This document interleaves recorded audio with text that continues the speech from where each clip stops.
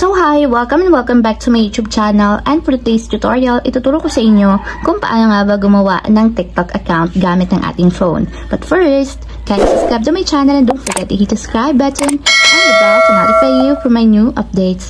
And once you learn more, just keep on watching and let's start. So yan guys, for today's video, kailangan meron tayong TikTok app. So make sure guys na meron na kayong download sa inyong mobile phone. So kapag meron na guys, open lang natin yung ating TikTok app.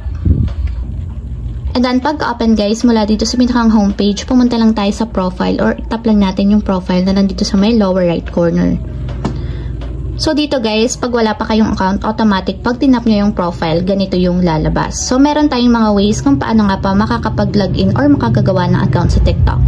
Pwede tayong gumawa ng account gamit ang phone number or email address. So, pwede din siyang i-connect natin sa Facebook natin or sa Google account. Pwede din i-connect sa Twitter or sa Line. Or kung meron naman kayong KakaoTalk, pwede natin i-connect yung ating TikTok sa KakaoTalk.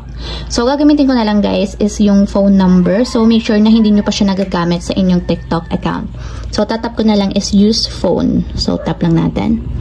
So, lagay nyo lang guys yung phone number na gusto nyong gamitan sa inyong TikTok account. So, ayan. After nyo may lagay yung 11-digit mobile number, tap lang natin yung send code. And then, may magsasend na OTP code sa ating phone number. So, yun yung ilalagay natin para ma-verify. So, verify lang natin to. So, drag nyo lang hanggang sa tumama yung itsura ng image. So, ayan. Naging ibon na siya or bird.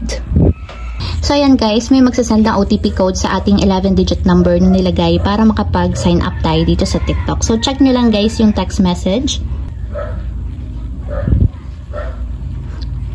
So, ayan guys, nag-auto-verify na siya. And ayan, meron na tayo guys, account sa TikTok.